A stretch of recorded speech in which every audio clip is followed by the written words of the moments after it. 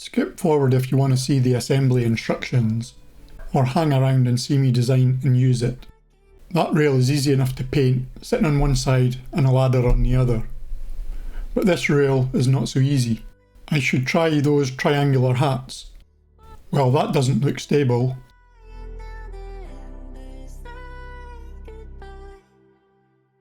It looks like a snail was crawling on the paint. And just look at those fingerprints. I've got a 3D printer, I'm sure I can come up with something. There's a screw hole where the handrail attaches. Well, that wasn't my best design, can't get a bolt through that. What if I make a peg to screw on and that will leave just a small patch that will be hidden by the bracket, or I'll just need a small touch up later. It would be good if it can spin, so a circle would be great for that. To smell different. The grass was greener and the summers were for swimming. I used to play baseball every year. But that would roll along the floor, so a matching cup to hold it would be good too.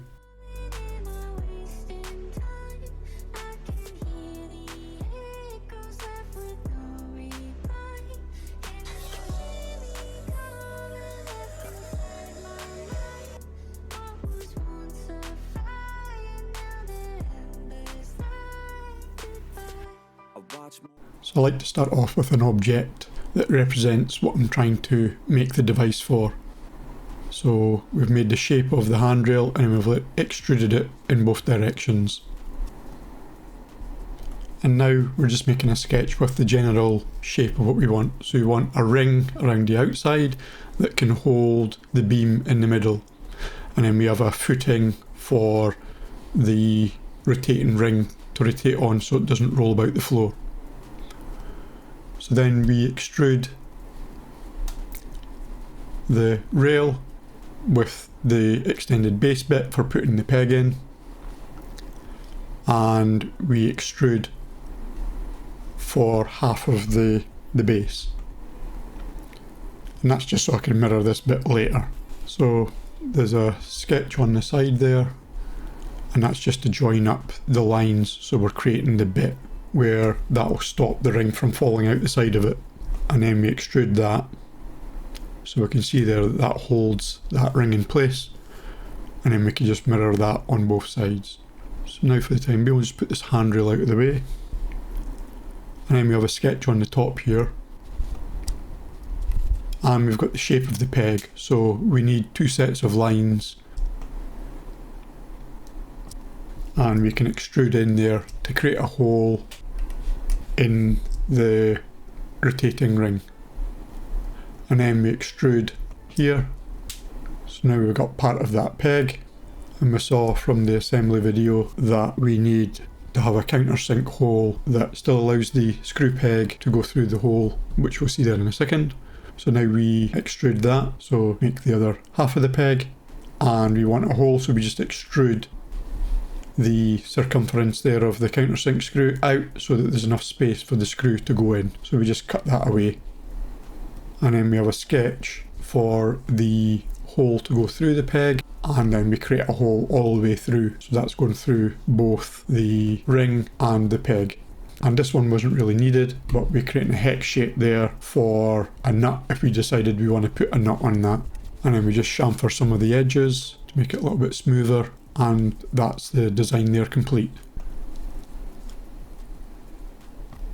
So we can see that we've got plenty of space for the handrail to rotate, and that will allow us to be able to paint all sides. Can you believe this red pot was only $1.70 Australian in Bunnings? Perfect for small jobs, and the handle is smooth so it doesn't hurt your hands, and you can stick your brush in the handle during breaks.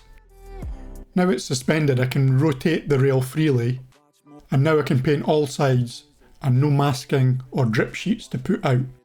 To stop the drips on the tiles, I'm reusing the dividers from 30 can packs of Pepsi Max. So we print out 2 of these and attach one to either end of the rail. To assemble, screw on the peg, push the peg into the rail, and screw in an M6 bolt. Sit it in the cup and you're good to go. The cost of the 2 rails is about $3 Australian, and I'll make the designs free on Maker World.